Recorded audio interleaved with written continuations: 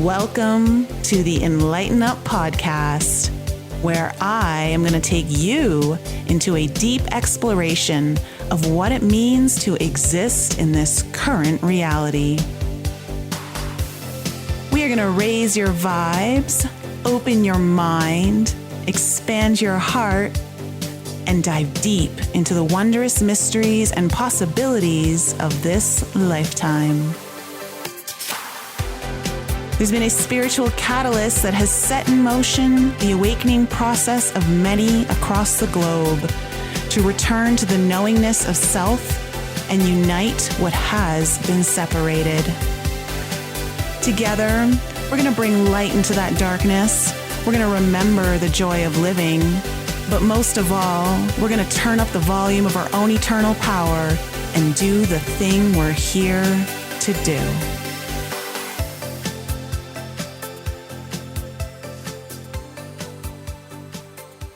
Hey everyone, welcome back to another episode at the Enlighten Up podcast. And I'm always excited to introduce you guys to a brand new guest. And today I'm going to be introducing you to a 7-figure entrepreneur, leader, and creator of the pioneering energetics of euphoria, which I love that name, by the way, modality. And Makhosi, the Royal Shaman, draws on African mystic wisdom and modern high performance strategies to guide her clients to define freedom on their own terms to create abundance and sustainable wealth. I feel like you're my spirit animal, Makhosi. Welcome to the show. I will take that. Yeah. I'm getting an upgraded role in this life. How are you doing today? I'm fabulous. It's funny because usually in the summertime, I feel very relaxed, and this summer, I'm just on fire. I'm I want to create all of the things. I want to just I'm super active right now. And so I'm just rolling with it. I'm finding the exact same thing. There's something in the air that's really wanting to be birthed. I feel like we're in an interesting time, even collectively. It just feels like there's a lot of undercurrents that are wanting to come up to the surface, for recognition, for lack of a better word, awakening, but just for more of just what's unseen to finally be seen. And there's a lot stirring beneath the surface. So you call yourself the Royal Shaman. Tell me how that became. Yeah. So it sounds very, very nifty, but it's actually not that nifty. So my title is Makhosi. I'm an initiated shaman. I initiated in South Africa. And when you complete your initiations, you receive a title that from that point on you are known as, in addition to you have a name. But really the title is kind of the most important thing, because it's there to remind you of who you are here to be and call you up to that again and again and again every day when people say it. So Makhosi is a Zulu word, which essentially means chief or the royal shaman, because it's connected with someone who has very specific kinds of royal spirits will receive this title of chief or royal shaman. But also I liked it as a brand name because so much of my work is with leaders, really new earth leaders, people who are here to not just think about things being different, but actually doing something about it. And I serve as their spiritual advisor, their spiritual teacher. And so it has this fun kind of dual meaning to it. Yeah. We were just chatting before we went live here with all of you. Makhosi and I were just chatting about how one of the things that I love about her work is she's doing a beautiful job of marrying both the spiritual realms, as well as the very earthly realms of making money, business, entrepreneurship, all of that kind of stuff. And there seems to oftentimes be a disconnect between the two. Now we're going to get into your story because it's very interesting. There are some key points we need to go into here, but you've been aware of the unseen realms and the spiritual realms from a very, very young age. But it seems that you may be focused more on the business side first and are now looking to marry more of your spiritual side into what you're doing so that it's much more, that you're really embracing all of who you are and what you offer. What do you think from both sides is the biggest block that people are facing, whether it's they're in their business era or wanting to make more money kind of era, and they're wanting to do all that, but they're really disconnected from the spiritual realm? What's the block there in getting them to see how beneficial both are, and also vice versa? If someone's like really in the spiritual side where they're very connected to the spiritual realms and their own spiritual connection, but they also maybe are in lack or they're not confident in how they can maybe utilize their gifts in the world and turn it into a business. Where's the block on both sides? Yeah, I think that what I've noticed in looking at history and patterns of society, patterns are like kind of my thing. Um, One of the most common issues is that we're raised in a culture where spirituality is like an accessory. And so it's not well integrated in in like the fabric of society or in how we really live. We like to think that, oh, we have like morals that we are making decisions from. And I would highly disagree with that, because there's lots of things that let's use like our current um government leadership, right? Who say that they believe certain things, but then turn around and do the opposite, right? Yes. It's that there's not it's like we keep spirituality to like one corner. And for many of us, that looked like, 9 a.m. every Sunday. We were quote unquote spiritual. And then the minute that we left that building, it's just like a free for all. And we don't have regular um, connection with who we truly are. So for me, um, the most important thing is for us to understand that, number one, this is a spiritual experience that we're all having this spiritual experience. And spirituality really needs to be about tapping in, coming back in, coming home to what is really true for us. And then our responsibility is to then embody that in the way that we eat, in the way that we talk, in the way that we build businesses, in all of the ways. And I think that people who are very spiritual, because in the same context, this spiritual thing had to be othered, right? And so if you value this other, then you can't value what most people are valuing, right? And I personally think that the greatest potential we have is when we're able to bridge the spiritual with the practical, the physical with the non-physical. And all of my work is really about harmony. Yeah, everything has to be put into a box. Everything has to have its own label. Everything has to be separated.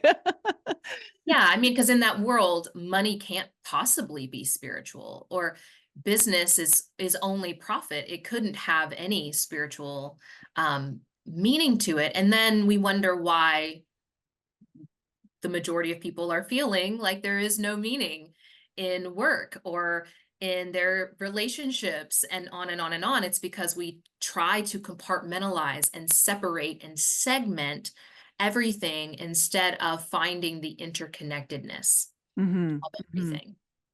So one of the things that I've watched a couple of your videos, and one of the things that I've noticed that you're kind of talking about right now, at least you may have been talking about this for a while, but I think this is important because the hustle culture of, business, and because now more than ever, it's almost like people prefer to be entrepreneurial. They want to like have their own thing. And I don't, deny that like there's so much more freedom, potentially attached to that than working for someone else. But again, if you're working for someone else, there's nothing wrong with that either. We need businesses and people to work in those businesses and all of that.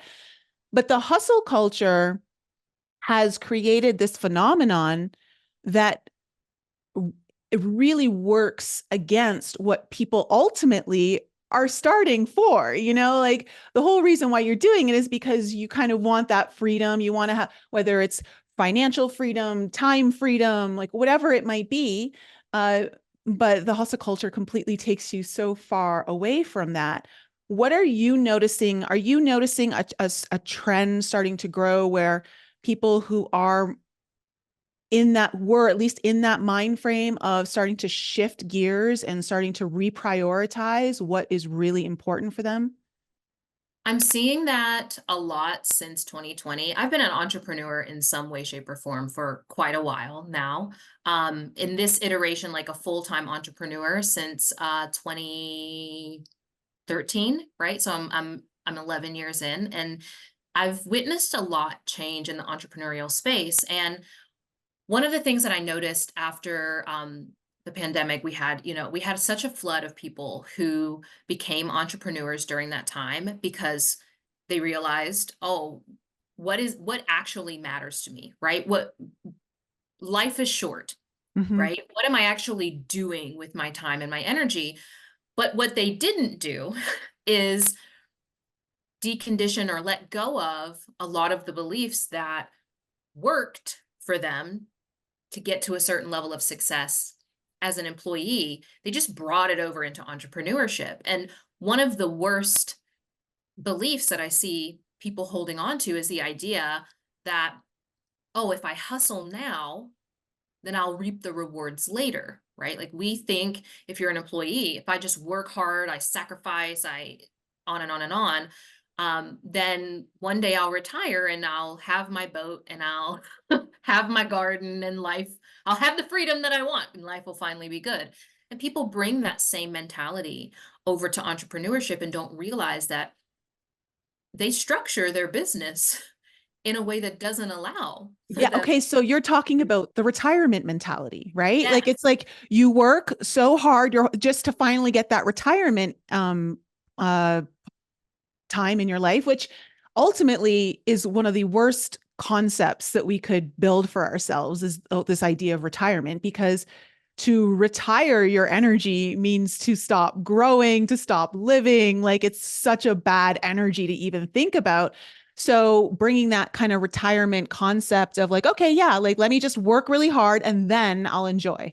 Yeah, I mean, how many people think, oh, when I finally hit $100,000, then I'll be able to feel financially secure? Or, oh, when I hit seven figures, then I'll finally be able to take the trips. But what they don't realize is that the way that they go about doing business then creates essentially a gilded cage where you've set things up in such a way where you were creating it without the ability for you to feel financially secure. You were creating it without the ability for you to feel like you could take that trip and things not fall apart. So literally in order to keep the thing going, right? You think I can't afford to go on a trip right now. Like I don't trust my team to handle things, or oh yeah, I have $10,000 in the bank, but like if I go on vacation for 2 weeks, where are my next clients going to come in from, right? And so because we don't deal with the mindset, but more importantly, the identity of, because ultimately all of my work at the root is about conscious identity evolution. It's how you see yourself. If for all these years in your life, most of my clients are high achievers, right? So all these years in your life, through your education up into corporate life, you were rewarded for working overtime. You were rewarded for extra credit. You were rewarded for, you got all of these pieces of evidence that affirmed to you that actually hustling is the best way to get to any result. And so you carry the hustle mentality over into entrepreneurship, and so much about entrepreneurship is counterintuitive. So much of it is. I'm not saying that we don't have to do challenging things, Yeah. but also there is a certain level. Like, let's just take Instagram Reels, for example, right? I've been on Instagram for some years now, and putting out more reels doesn't necessarily create more results. Up to a certain point, right? Up to a certain point, yes, if you do more reels consistently, like let's say you put one out a day, up to a certain point, okay, 7 days a week, that's probably going to help you. But after the one reel a day, the impact of it starts to go down, Mhm. actually. So now you're investing more time in something that is having negative returns. Yes. Yes. Okay. Now, you just said something there in all of that that is really important for people to understand, because if you are going to be growing whatever it is, and again, this can go for you want to grow your spiritual connection, your spiritual evolution. That doesn't mean that once you get to a certain point of enlightenment or awakening or whatever it might be, that there's no more challenges ahead of you, right? Just as the same as in business. It doesn't mean that once you're making this amount of money or you've got this kind of team, like that the challenges are less. It doesn't work that way. And I think there's a misconception of what challenges are for in our life, like they're important. They're never going to go away. They stimulate growth, and growth means you're alive and you're living and you're going in a very you're expanding, right? So talk to me a little bit about this concept of challenges and how people need to maybe shift their beliefs or understanding perception perhaps around what it means to be have this kind of freedom, but also this concept of challenges. Yeah, I would say like the thing that I see most often, people really think that once I have alignment, right? Once I'm aligned, everything is going to be perfect. Then there's going to be quote unquote ease and flow, and take that to mean that there won't be trials and tribulations, and that things will just from there on out be smooth sailing. And um, even the concept of flow, I think a lot of people don't understand, because even within flow for flow to come about, for you to experience it, the thing that you have to be doing has to be challenging, actually. It has to be just challenging enough to be able to keep your attention so you don't get distracted, right? If it's too easy, you get bored. You don't stay engaged. You don't stay present with the activity that you're doing. So flow by itself has this very interesting paradox. And it's this like kind of spiritual paradox exists in so many ways, where if you want one thing, you get to experience the opposite, right? Yes. So the more abundance in whatever form that we want, whether that is an abundance of money, an abundance of opportunities, an abundance of stages, an abundance of friends and connections, right? Whatever abundance it is that we desire. Abundance doesn't only go in a positive direction. No, it's true. You could be abundantly in debt. Right. It doesn't only go in one direction. And so Yeah. you're trying to expand your capacity for Hmm. abundance. You have to also expand your ability to experience the negative aspect of abundance. So if you desire to experience what it means to make $1 million, you better also build the capacity to lose $1 million, to have that amount of money leave you and not collapse completely, right? And so that's what the challenges are there for. The challenges are there to help us to expand our capacity for experience. Otherwise, we keep experiencing the same thing. And ultimately, on this plane, if you're not growing, you're dying. Hmm. And if you're not dying, you're growing. There is no maintenance level. There is no just stay the Static. same Yeah. option. That's not ever happening, No, right? energy doesn't stay still. No, period. It Yeah. doesn't. Hmm. So it's becoming really aware of, um, what is this challenge for? Right? What is this challenge that I'm experiencing for? Am I um suffering to just be suffering? Or am I being challenged to evolve in my identity and my becoming so that I can hold all of the abundance that is ready for me to step into? That's what those challenges are really there for. That's a much more empowering perspective to Yes. really kind of like look at it from. I implore everyone who's listening to shift your perspective if you're not looking at it from that perspective, because everything is, your reality is how you're perceiving it. And of course, your perception is formed through your belief system. And that is vital to how you're going to experience anything in this reality. So I think this is really refreshing conversation around this whole topic. And it's true. I think really understanding that if you want to experience all of the joy that is you're capable of, you've got to be willing to go into all of the pain that you've also been resisting. And so if you're not willing to go into all the pain, you'll never get to all of that joy. And that's why we talk about the healing journey and why so many people resist it or delay going into it, because they know that it's going to feel really shitty during some certain parts, but at the same time, your capacity to have more happiness in your life, more joy, definitely grows at the same time.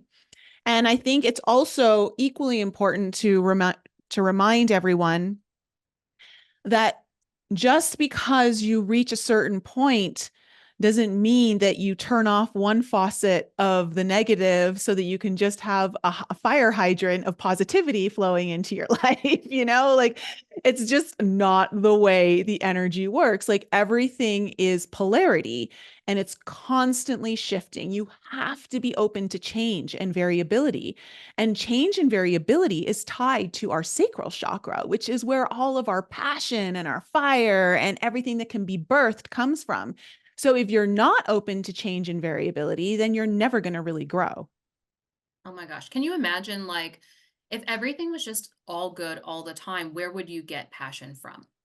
Right? Most of us are creating because we experienced some form of challenge, Oh my God, it's right? like being like a spiritual Stepford wife, like just going through life, you Everything know? is perfect all the time. Yeah, yeah, no, exactly. Oh my gosh. Okay. I love this conversation. We're gonna totally come back to it, but I want to get into some of your story because it's fascinating to me. You started having visions of your past lives in ancient Egypt at a very, very young age. How old were you? Well, the first that my mom tells me was around age 2. And I remember really far back. Probably age 2 is about the earliest that I remember.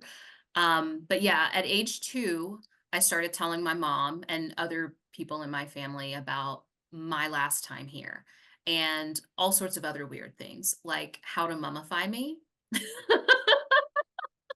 So here I was, this little kid, telling my family how to mummify me if I died, and what it was like back then. And I was, just a very What did you say? What were you sharing about getting mummified? I was literally giving her like step by step instructions of how to mummify my body. Like, Oh my cut me God. in the side here, remove these organs. You need to stick this up in my nose. And I literally was like walking her step by step. And of course, my mom was like, what is what is this? I've never been normal. That's not my That's a good thing. it's working out very well now. I'm Yes. grateful for it now. But um yeah, I always had these memories. And the first way that I experienced them was like in dreams. But I always could tell there was like a distinction between a dream and like what felt like a memory, because what felt like a memory was I could see it and experience it so clearly step by step, where dreams felt more like kind of spotty and it might be blurry. But this I had it actually really, these memories really repeatedly up until I went to Egypt a couple years ago. Oh, okay. So going to Egypt, I mean, it's such a powerful and sacred place. Was it a specific pyramid or temple or area that you went to that really activated everything for you? Yeah. So in my memory, I remember specifically what I looked like and the temple that I lived in and exactly where I died. And what was really interesting about this was I could describe it to a T, exactly what happened and exactly where I died, but there were no pictures of it. I still can't even find pictures of this area. So in my memories, I was a priestess, essentially an oracle, which I am again this life, Mhm. but an oracle of the goddess Isis. And so in this memory, and also when I went there, there was this specific, what used to be a well in the courtyard of the Temple of Isis. And when I went back, it was essentially, I felt like I was reconnecting with and reclaiming this aspect of myself that I needed in order to move forward. I'll also just make a note that this was around my 33rd birthday. So I'm a life path 33 and I turned 33 on 2/20. Oh, well, of course. Yeah, of Of course. course, right? So it Yes. was like a very big time in my life a couple years ago. And so once I went back there and I really felt that like I was reclaiming that aspect of myself. After that, the memories, I mean, I still have the memories, but I don't have like the dream aspect of them anymore. Okay. Okay. That's Yeah. so wild. I think it really makes me wonder. I've kind of gotten a couple downloads around this, and I'd be curious to know what your perspective is on this or what feels right with you.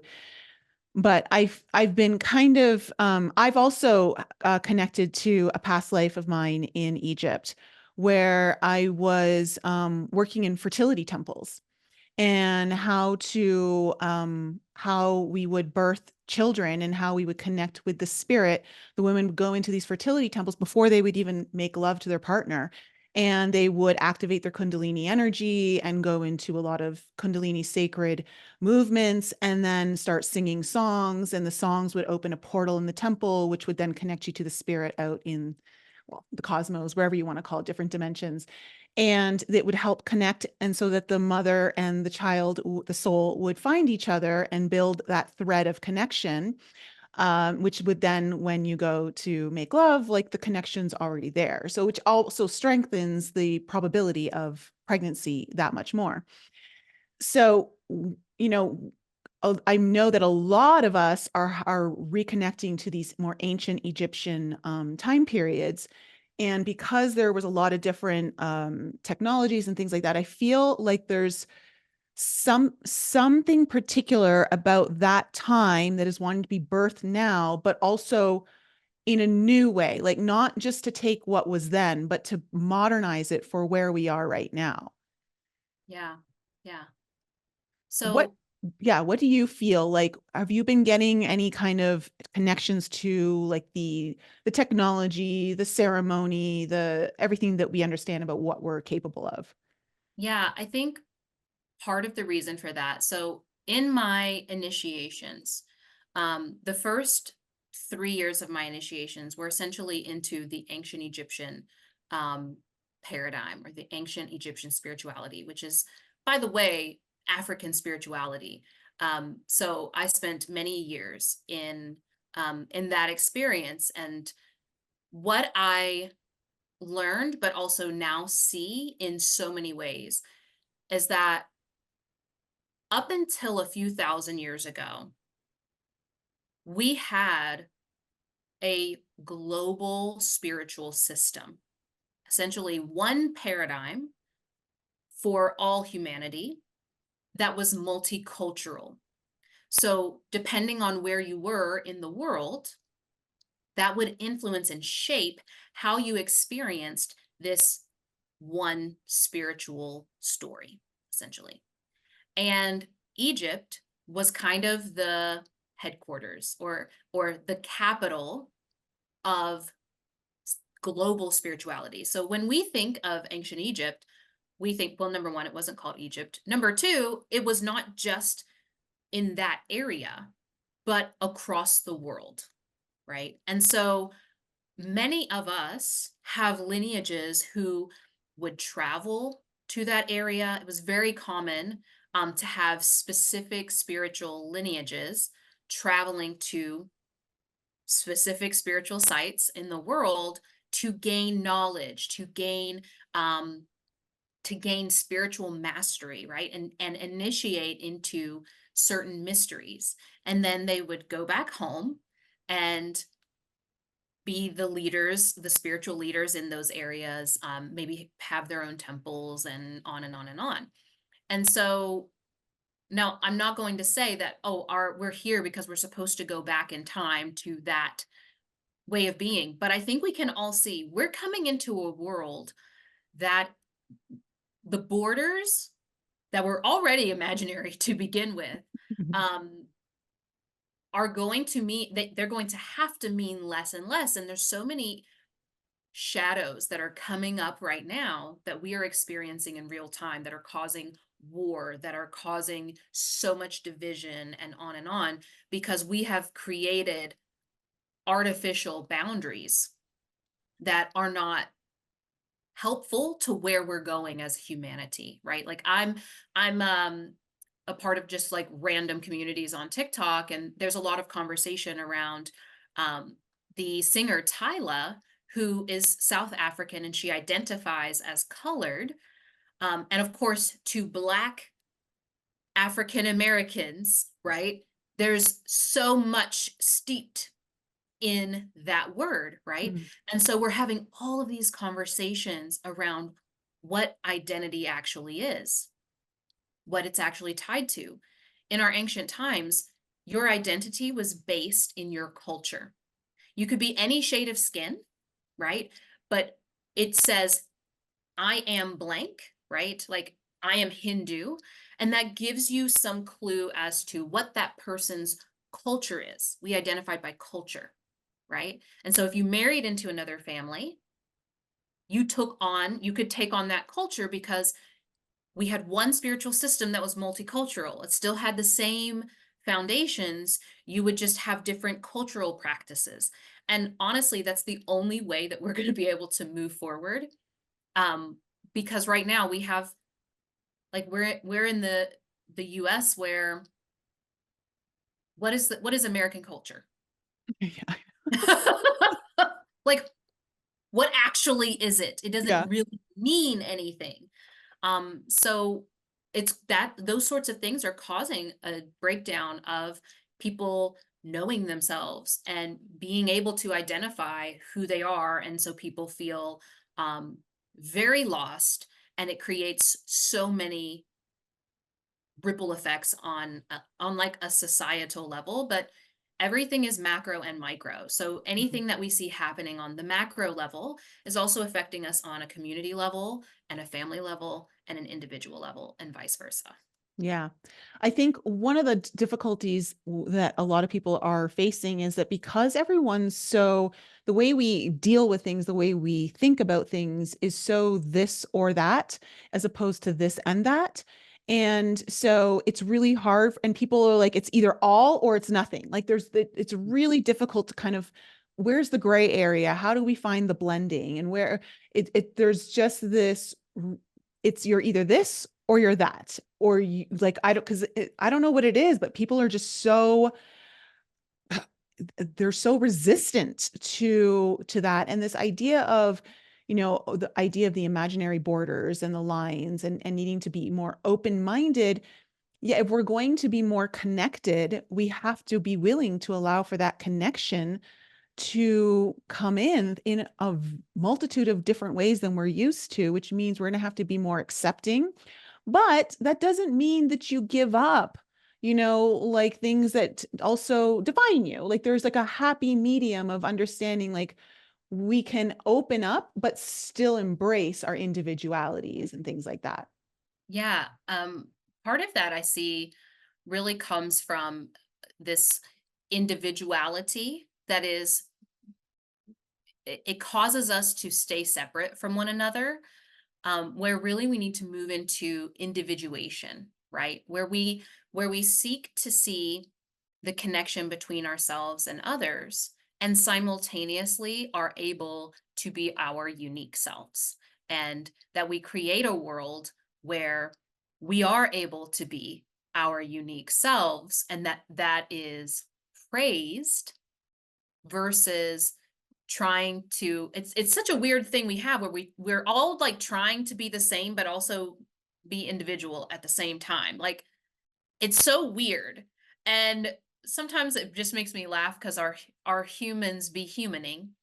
Um, but that's also why it's important for us to have um, a generation of us who are spiritual teachers, who are bringing in like nuance and context and dissolving some of these lines that we make between like, this is right and this is wrong. This is left and this is right. This is up and this is down. And start to come to like, okay, what's the lowest common denominator that we can all agree on? Well, we all want to be safe and secure. We all want to be loved. We all, want to have our basic needs met. There's zero reason why we can't create that reality. Period. Yeah, no, I agree with you. I agree with you. And as always, we're a work in progress. Yeah, Progress. forever will be Yeah, on progress, not perfection. Yeah, there is no end to the journey, and you better hope there's no end to the journey because the end of the journey means onwards somewhere Yep. else.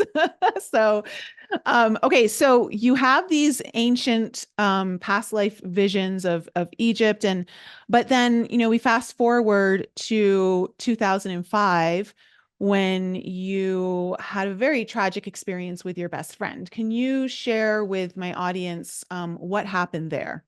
Yeah.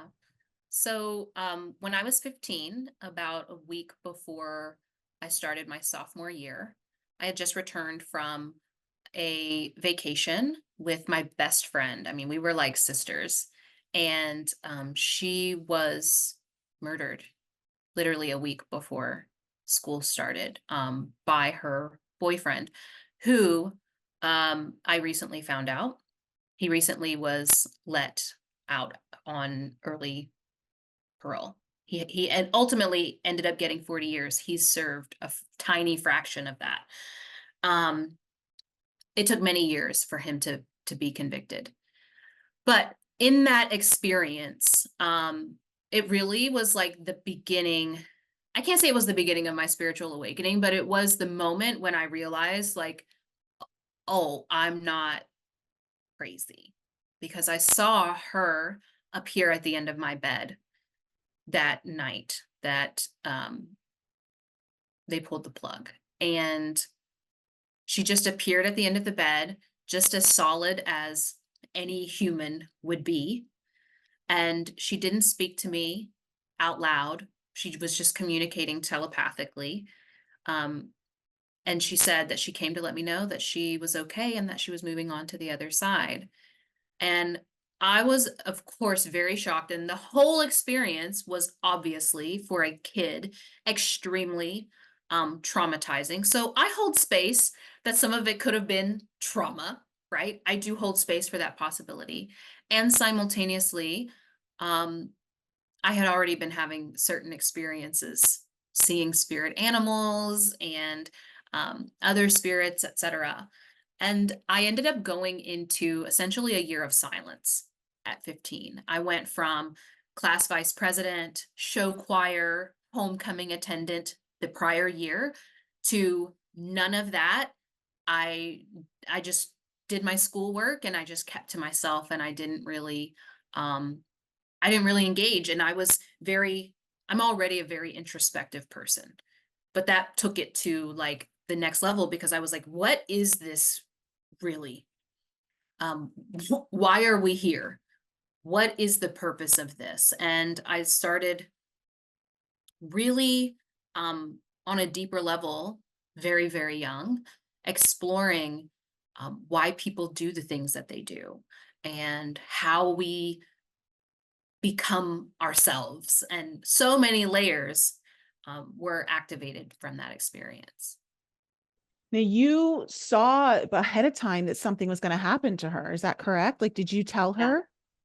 Yeah, so we got back from the beach, and then a few days later, we went out for like a little joy ride.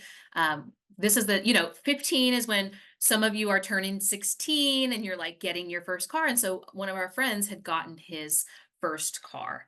And so he came and he picked us up, and we were just driving around having a good time. And we stopped in a parking lot at the Moose Lodge, and we're just sitting there talking, and I just got this knowing, and this was on Wednesday, and she was shot on Friday and gone by Saturday.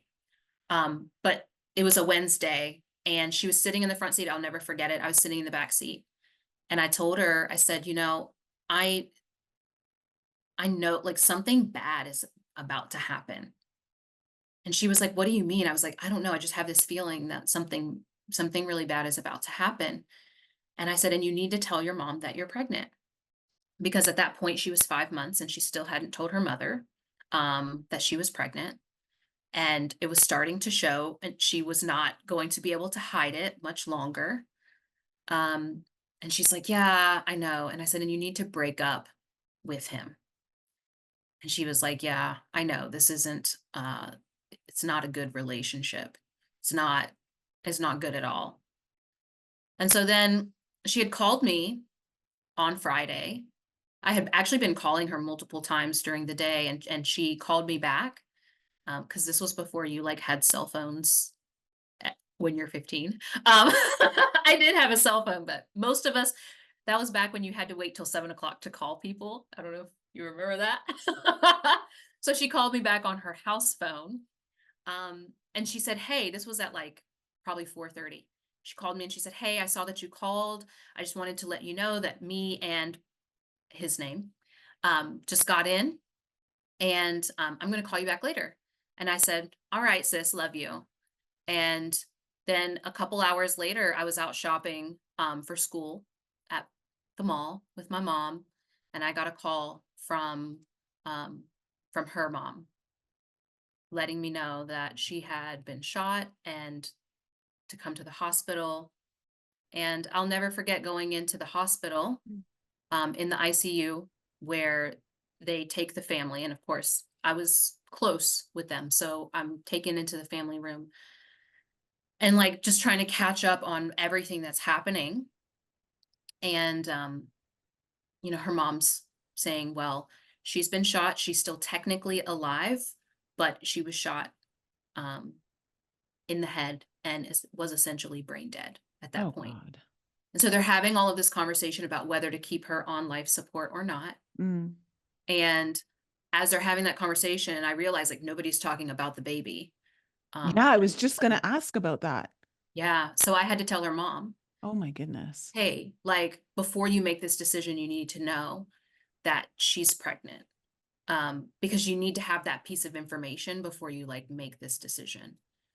And so I know that that didn't make it any easier on her to make that decision, but the choice was like she was going to have to stay on life support for months until the baby was able to be born, and that was going to take a lot of money. Um, it was just going to be a lot, and it was going to be a lot on her body, and she was never coming back. So her mother decided to pull the plug, the next day, and then she appeared to me that night. So it was a Friday the 13th. Oh, She was shot, yeah.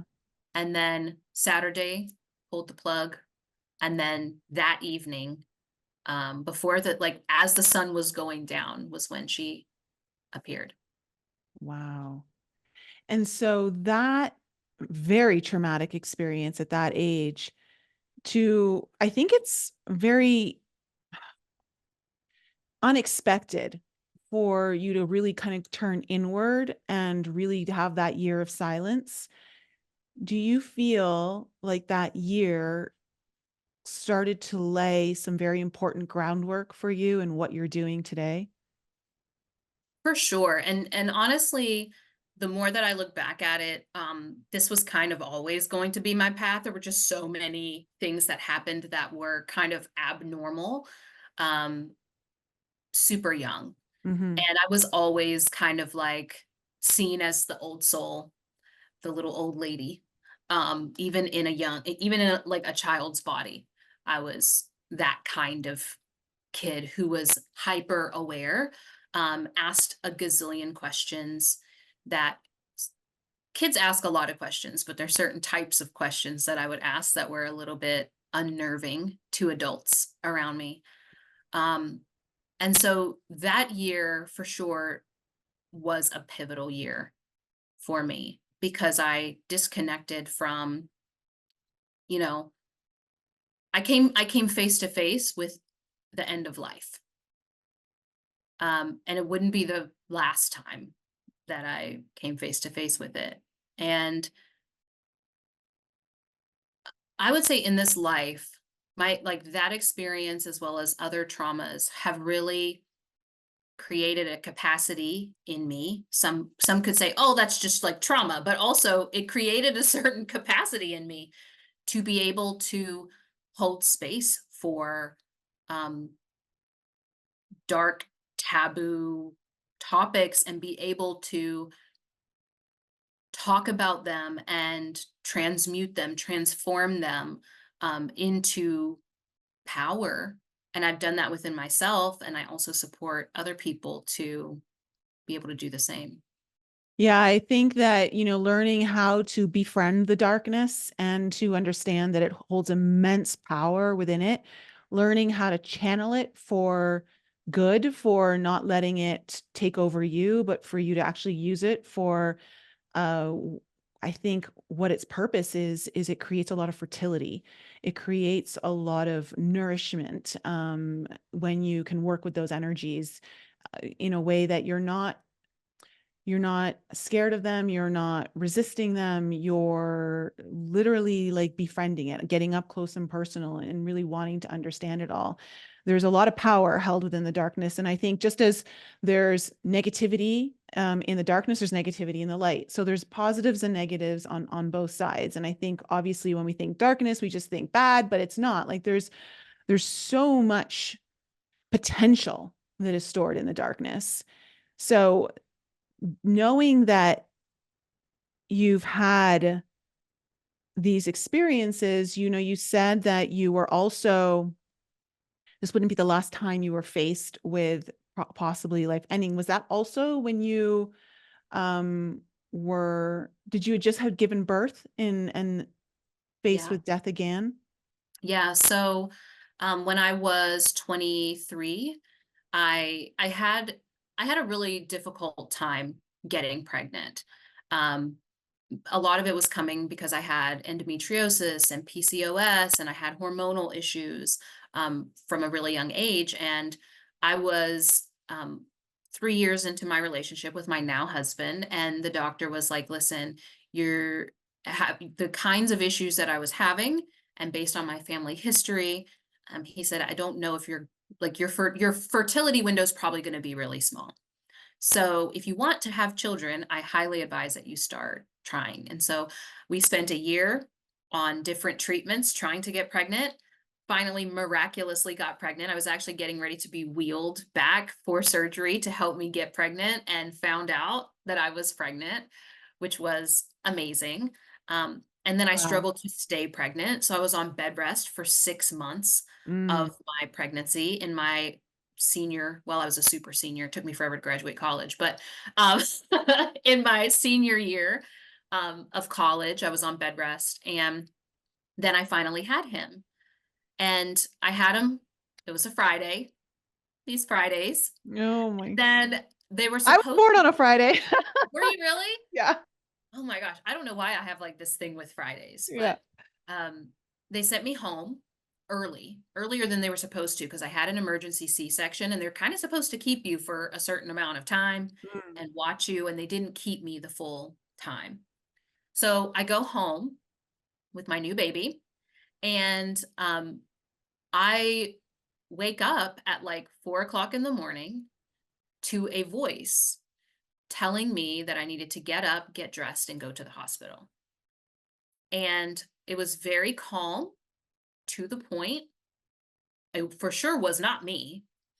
Um, and I just got up and I just obeyed. And my husband turns on the light and he's like, "Oh my gosh, what are you doing? It's 4 o'clock in the morning."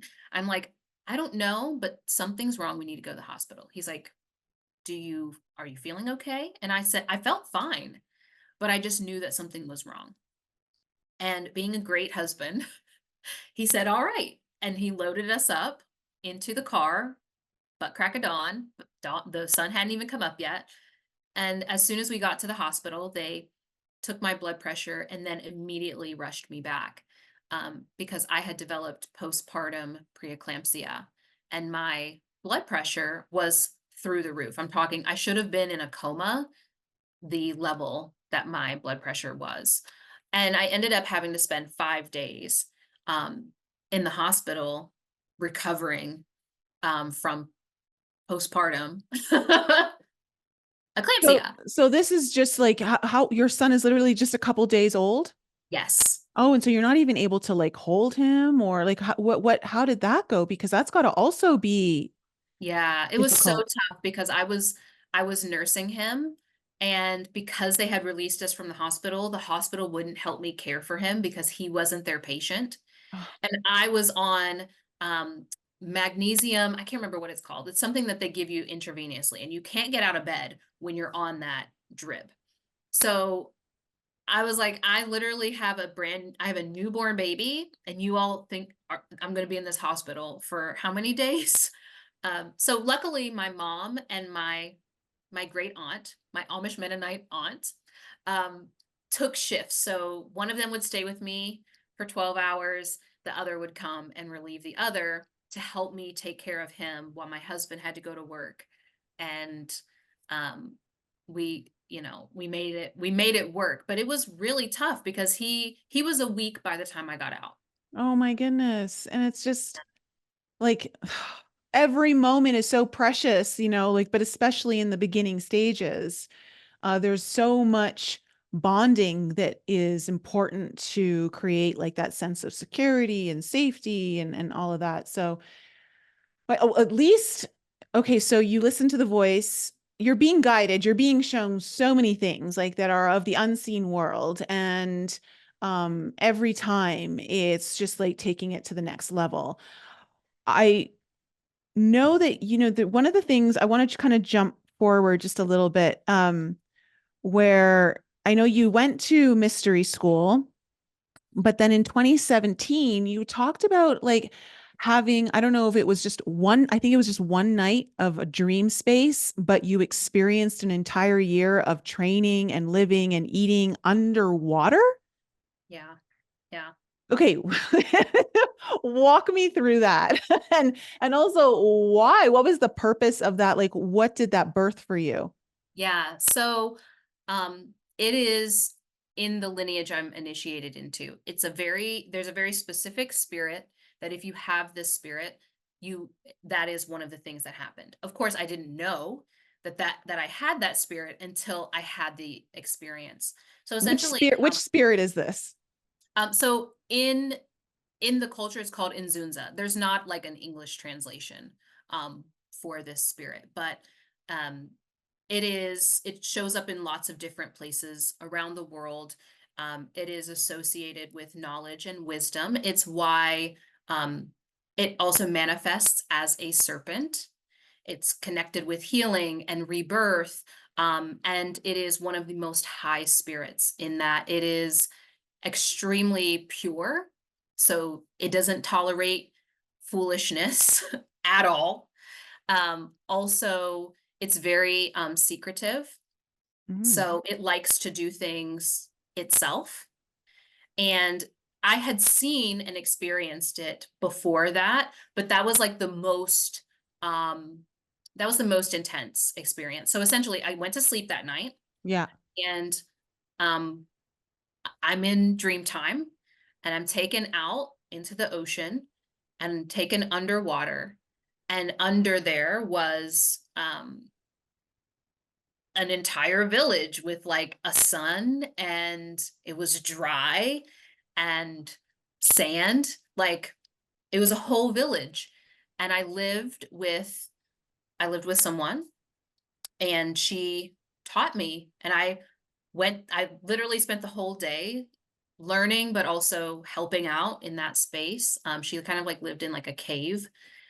And I had my area, I would go to sleep, and then I would wake up and have another day. And it was about a year. I don't know that it was specifically a year, but it was about a year of working all day, going to sleep, waking up, and doing that. And then eventually I was ready to leave, and I woke up and it had been one night here, which was trippy because I had been like having dreams within dreams and like sleeps within sleep. Um, I don't think there's a logical explanation for that.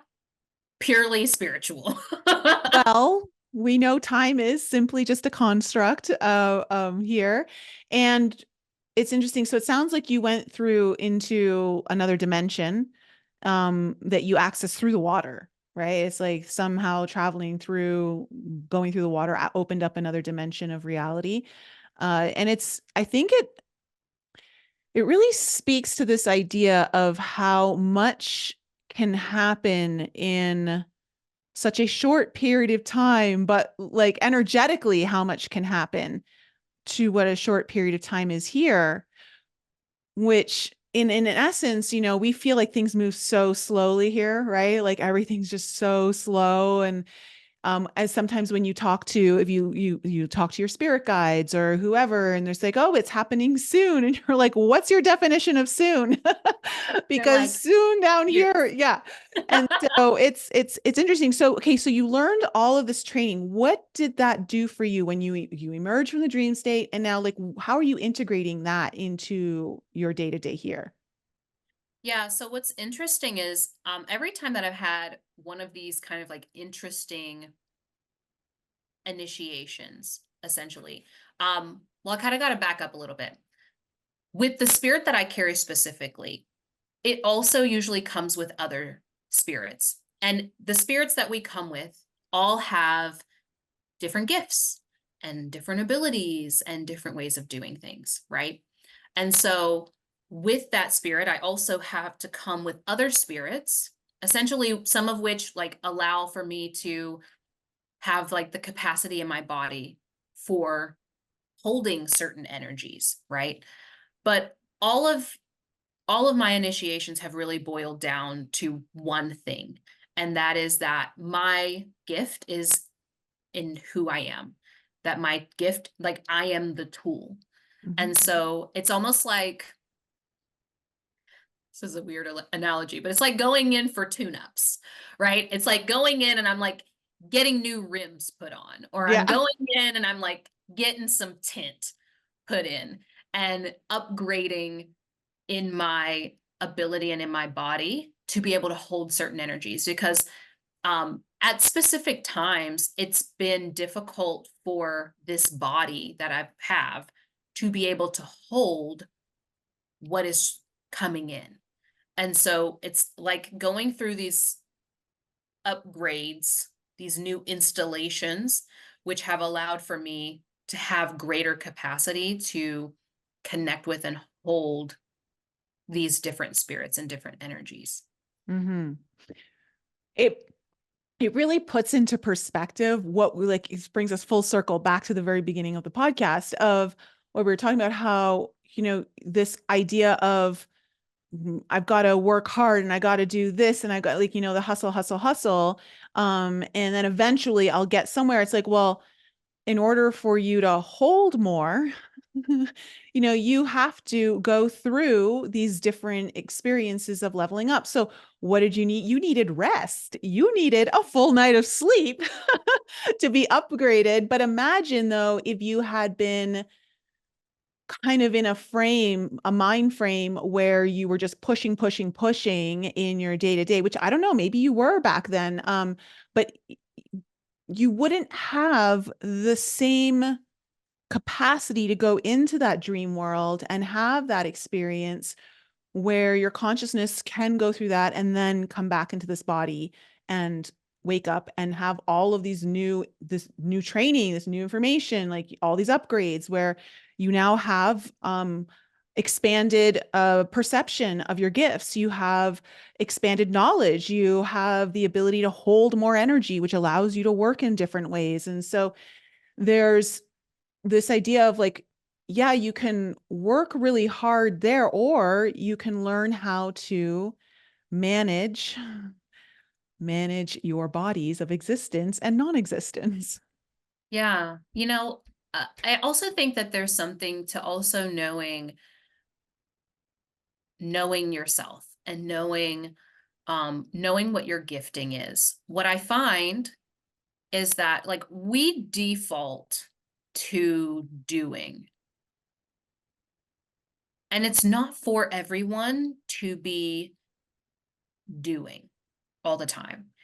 If we look at even just scientifically, it's been proven again and again and again that physical activity actually takes less energy calorically, right, than mental processing, right? Mm. Than the mind or the non-physical piece.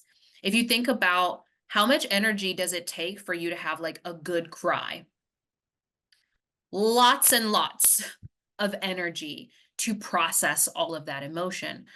And what I had to learn, because for me, in my prior lives, I'm a get shit done queen.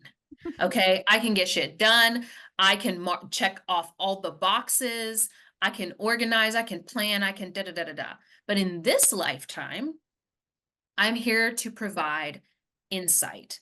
And to be able to get to that insight requires a vast amount of space and a vast amount of energy to be introspective, to synthesize information and bridge concepts, and then take these very complex things that seem very esoteric and ethereal, and then bring them down into practical application. To be able to do that requires of me to sit my ass down Mhm. a lot.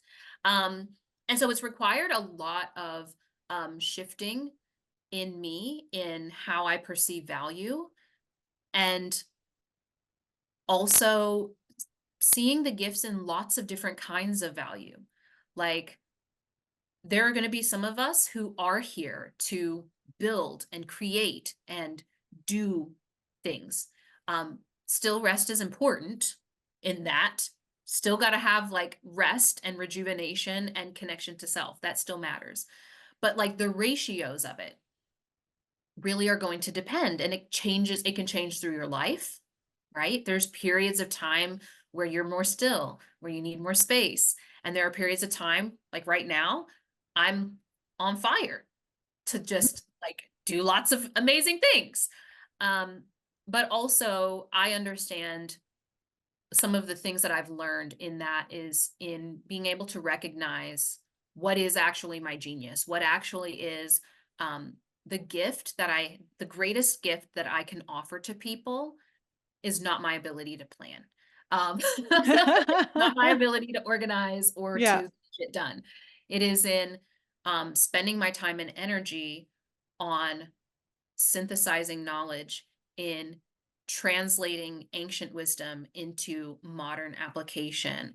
It's in really being able to be present with a high performer who only needs to find like this tiny little micro shift that will make a huge difference.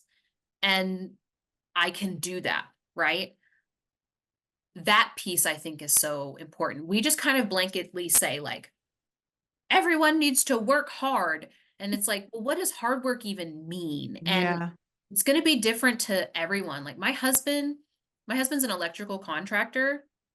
The guy literally left here yesterday because he came home to celebrate he's up in Virginia right now working. He came home to celebrate our 12-year wedding anniversary and Father's Day. And then he left yesterday at 2 o'clock in the afternoon, drove from Florida up to DC. Okay. He got there at 4 a.m. And then he went like right into work. And he's probably going to work all day. And for him, I'm just like in awe because when he does that, he can just go. No, he doesn't do it all the time, but I can't function like that. Yeah. That's not for me. No, yeah. Can't function well. No, like, no, not at Yeah. all. It's interesting. I feel the same for you. I found that a lot of like initially a lot of my teachings and healings have come through my own journey and my own experience of what worked for me and how I discovered everything is really self-taught for me through my just experience of life. But I would say in the last few years, I've noticed that the more I've expanded my ability to just sit with the energies, to open my mind to what's possible, the downloads that are coming in, it does take a lot of energy to process some of those things that come in. It's just like, whoa. And there's no way, like sometimes I'll notice I'll have lulls in my business, but it's usually around the times where I'm getting those big downloads and I need to process them and put them into form and like you said, like put them into practical application. And if I just constantly was working with clients all day or doing, there's no way I would have the time or the energy to do that. And so understanding how the space is created and what it's meant for and how, like you said, you're operating at your highest capacity. Like what is your highest performance doesn't mean you're performing at rapid speeds and hard, like pressure all the time. Talk to me a little bit about how mindset and emotional intelligence contribute to creating and maintaining like wealth sustainability, because I think that's a big thing for people is like they're just tired of the fluctuations of like maybe I'm in abundance, but then I'm like back down in lack, or maybe, or at least it's a perception at the very minimum. Yeah. I think there's two pieces to creating wealth, creating stability, um, that isn't talked about. Like both sides of the coin aren't talked about. It's kind of like what we started talking about at the beginning, right? There are 3D practical strategies and tactics that are important. I kind of think of those as like the foundation or the container piece, right? If we try to build the foundation on emotions or how we think, right? There's some days I feel freaking fantastic. I feel amazing. I'm like, I'm sexy. I got it going on. I'm amazing, right? And then 2 days later, I'm crying and I feel like an imposter, Yeah. right? So it's not wise to build the container or build the foundation in just the mindset and the emotions. What I find is like the most magical is when we have foundation, we have the container, right?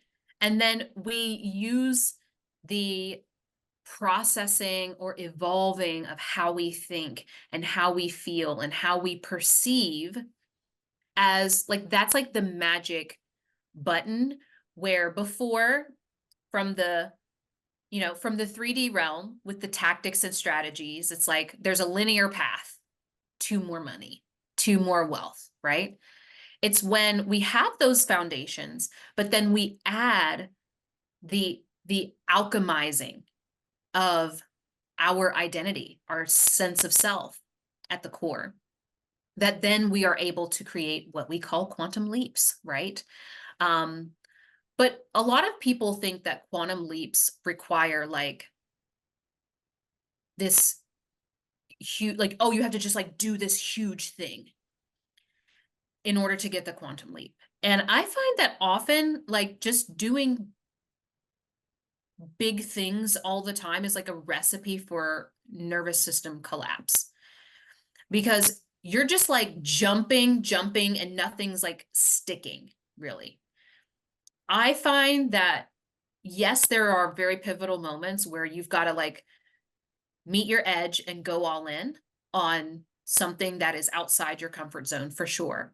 But also what I've seen to be the most powerful piece is to pay attention to what are those micro shifts every day. Those micro shifts in how you're showing up, those micro shifts in identity, how you're seeing yourself, how you're thinking, how you're feeling. What are those micro shifts that when compounded create the quantum leap?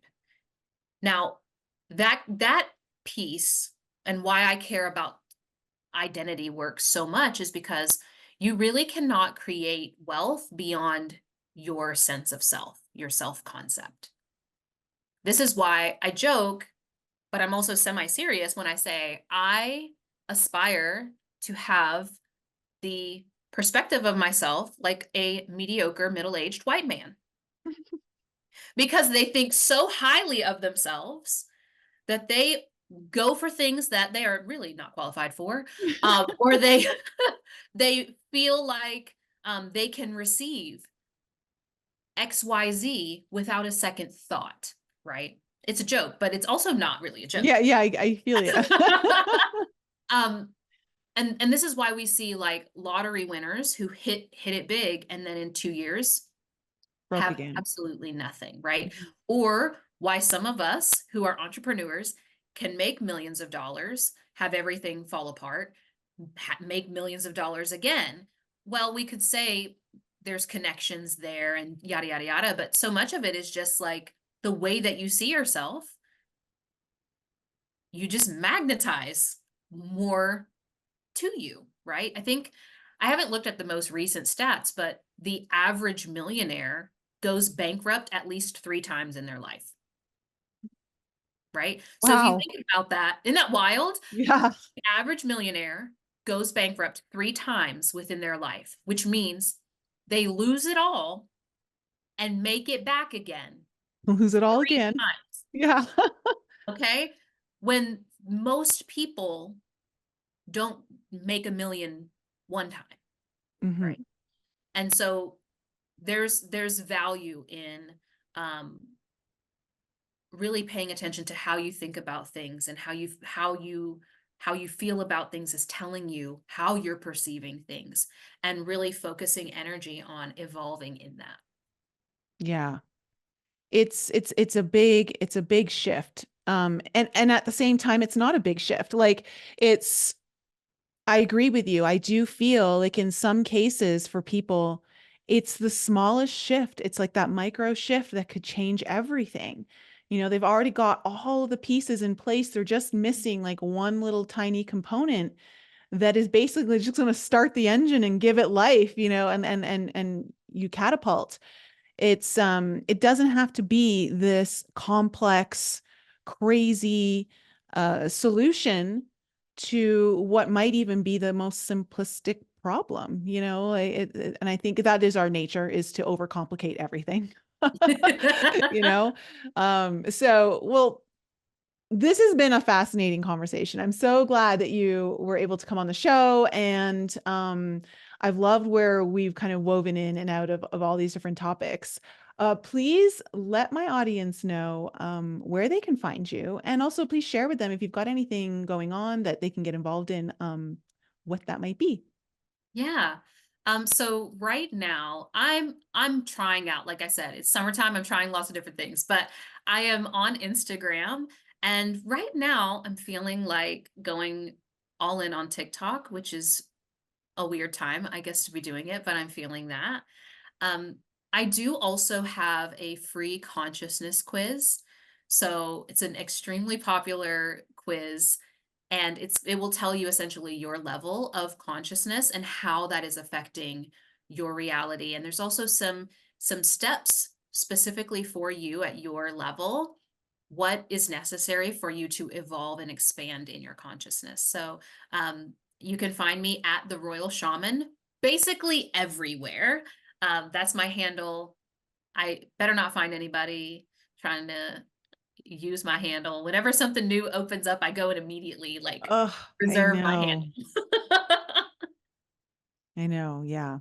And then on top of that, then you have all of like the scam pages that show up that are Yeah, the scam accounts. And I can't get verified because, Makhosi is not my birth name. So oh, I hate how they do that. yeah, I'm like, guys, come on now. I don't know. But there it's at the Royal Shaman. Anything Okay. else is a scam. Well, it's a pleasure to have you on. I'm going to leave all of your details in the show notes so people can easily find you. And I'll have to have you back on the show sometime soon, and we can go deeper into a lot of different conversations. Thank you so much for joining me. And to my audience, thanks so much, guys. If you love the show, let me know, write a comment or write a review. Love to hear from you, and share this episode with any of your friends or family. I think there's something in here for everyone. And of course, don't forget the Forbidden Journey retreat is this September 18th in Breckenridge, Colorado. I'd love to have you there if you're looking for a beautiful soul metamorphosis. I'm going to take you through 3 nights and 3 days of journeying into your heart. That is coming up soon. So if you'd like to get more information on how you can join me, I'm leaving the link for that in the description as well. Guys, I love you so much, and have an incredible week. Thanks again for joining me for another show on the Enlighten Up podcast. I love you guys so much for all of your continued support. So remember to raise your vibe, find your tribe, and be open to the infinite possibilities held in the mysteries that surround us all. Thanks again for sharing the show with your family and friends. And if you're new to the show and you need to find out more information about me, please head on over to my website, NicoleFrolick.com, where you can join my newsletter. And please follow me on Instagram, Telegram, and YouTube. Keep your light bright, and I'll see you next week.